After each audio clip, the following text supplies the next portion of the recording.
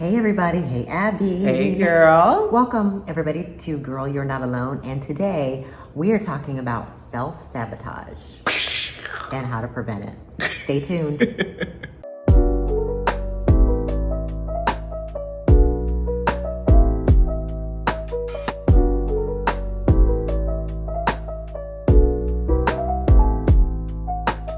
Hey guys, we are back and today we are talking about self-sabotage. Ooh, girl. And This one might hit a little close to home. I know. This is a squishy one. We're going to talk about it and give you some tips to avoid self-sabotage as you move from just surviving midlife to surviving in your own midlife playground. So today, the first one we want to talk about is the fear of failure, kind of slash fear of success. Yeah. Ding, ding, ding, ding, ding, ding, ding, ding, ding. Yeah. That's me. I will admit to, I think a bit of both. Fear of failure as well as fear of success. Yeah. I think at times when I know something is going to be very good or can be great, I have a tendency to want to sabotage it from happening. So then that way I can say, oh, well, it didn't work out. Wow. I would never guess that about Abby. Yeah. But, I think some of that comes from, too, us being those thrivers and those, really high achievers and wanting to leave a mark. And we talk a lot about, significance over success, especially at this stage. And I think you think more, I certainly do think a lot more about the legacy that I'm going to leave and and the mark that I'm going to leave on the world. So I think that it makes sense that you would have that same feeling. I think for me it's the fear of failure for me, because I have had some success. Yeah. See, I would never have guessed that about you. Yeah, I think that I've had some success and I've had some failures too, and the failures were still kind of linger with me, and I think I've mentally gotten past some of them, but they rear their ugly head whenever I'm thinking of launching or changing or moving into something new because of that fear of failure. So let's switch gears now and talk about how do you get around the fear of failure for you, or for fear of success for you and fear of failure for me? I think for me, I think for us having a partnership helps a great deal, because you balance me, and when there are times when I'm thinking, I can run away now, you hold me accountable. So having accountability, I think, helps a great deal. Because it's so easy to say, oh, I'm just going to walk away, right? And start something new. Absolutely. So I think having accountability really helps me when it comes to dealing with that struggle. Yeah, and for those of you that don't have it may not be a business partner, but it can be a mentor or a training program where the group will hold you accountable. So I like that. That's or a really even your good one. spouse, someone who's close to you that understands that, hey, this person's on this journey and they need, whether it's that cheerleader or that mentor, whatever you want to call it, whatever title you want to give, I think we all need that. So it doesn't, if you don't have someone that you can go to, whether it's a parent, a sibling, or a partner, I think that can also work. Yeah, absolutely. And for me, I think the fear of failure is to break it down into little bits and just take one little step. I find that once you get started, the successes start to build up. So the fear of the failure goes away. But I can be analysis paralysis. I can hire 50 coaches. Right. I am the certification. I would get a certification in a minute. And one time, one of my coaches was like, I need you to do this. Now, granted, we are lifelong learners, and we believe in training and certification and education. But there are times when you just do so much, and all it is delaying doing the work.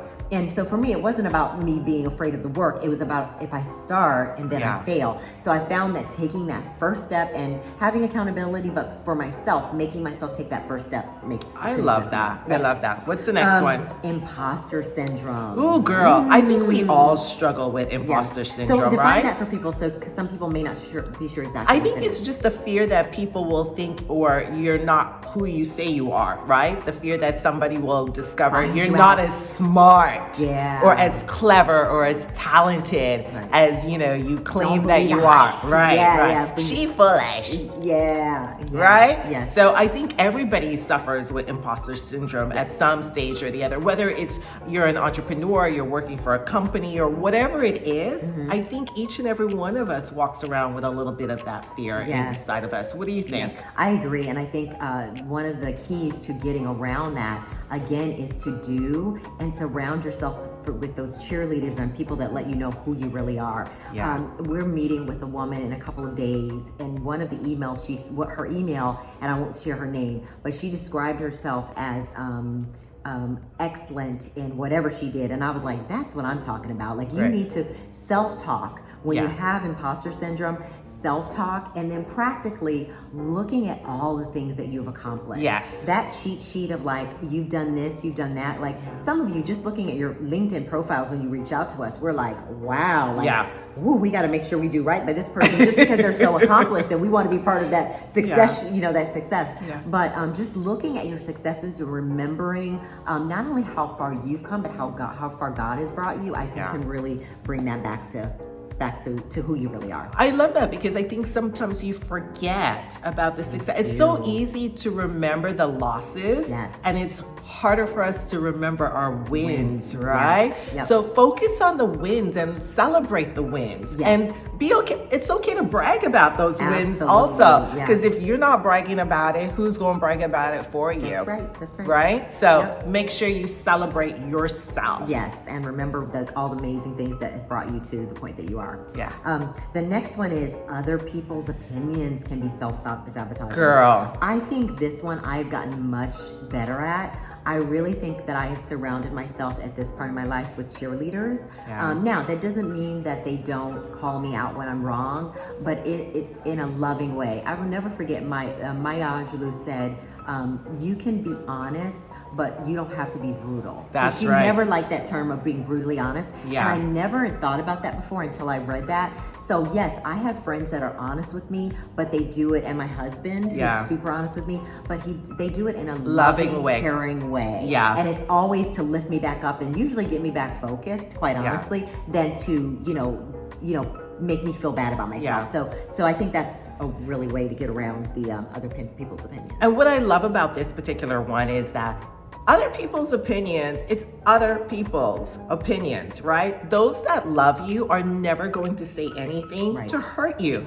They're always going to help you improve and better upon yourself. And so if you're out there and you're an entrepreneur or you're a business owner or you're in corporate, making a transition, making a pivot, wherever you are at this particular stage in your life, and if you're looking at Instagram and Twitter and all of those people you don't know and who don't know you and you're letting their opinion impact you, you need to cut that out. I'm just telling you, you need to cut that out. And even if there are people that are real in your life, sometimes you have to put a hedge of protection, as the Bible says, a hedge of protection around yourself, and not spend as much time with those people and those negative opinions. And sometimes it's sometimes it can be somebody else's fears and insecurities that they're putting on you, and they don't even realize that they're putting those fears and insecurities on you. So be very, very mindful of who you listen to, right? So other people's opinions, again, you have to be careful of weeding out the good and the bad. Having that circle, being very mindful of your circle of influence, and making sure that those people closest to you are your cheerleaders. Absolutely. And then finally, the fear of not being good enough. Oh Lord, girl.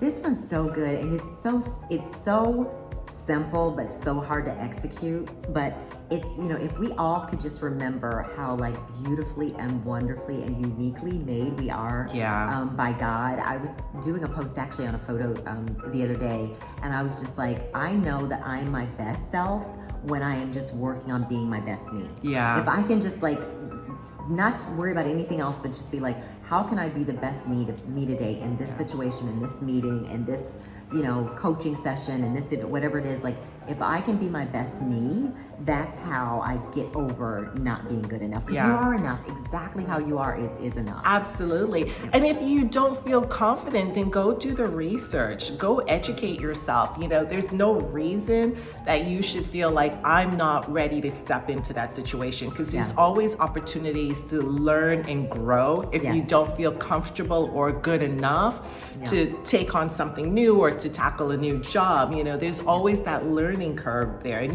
both you and I believe in that. You can never have too much education, right? Right. And so I think being good enough is really, it can be, one of those things where I'm just going to take the easy way out and just, be like, oh, well, it is what it is. Right. Or you can actually own it for what it is. Say, you know what, I'm not very skilled in this area, or I need more expertise or education, and go get that information or that help. For sure. And sometimes it's about, you staying in a position that you've outgrown. Yeah. And it's because you don't feel talented enough maybe to go for that next level position or step out on your own. But again, if you look at, what you've done before and talk to colleagues, like a lot of times I think we see ourselves in such a negative way, and our colleagues and people that work with us, when they share with us, we share with you your good assets. It's like, it's mind-boggling how we let our mind, that's why manifestation and affirmations and all that is so important. We let our mind talk us out of so much good just out of fear of not being good enough. So I think if you circle back to people that to be like, hey, am I talented in this? Can I do this? 9 out of 10 times they're going to tell you yes. Can, yes. Absolutely. And and where there's little deficits, they're probably this big that you can overcome and jump in a class or even talk to a mentor or read a book to get you over those. Yeah. So I love these tips for self-sabotage, because I think every single woman, every single person is walking around feeling one of these particular ways. And so the fact that you recognize it and you get the help, I think that's the most important thing, right? Yeah, because what you've got, the world needs, and we just want to encourage you to work with somebody, get a partner. If it's not us, just get that mentor and get yourself to your greater good, because then the world needs exactly who you are. Absolutely. Well, thank you so much, ladies, for hanging out with us this evening. Well, just hanging out with us, right? And we want to say, don't forget to subscribe and to like the video. And remember, girl, you are not alone. Bye, everyone. Bye, guys. See you next week, and thank you for stopping by.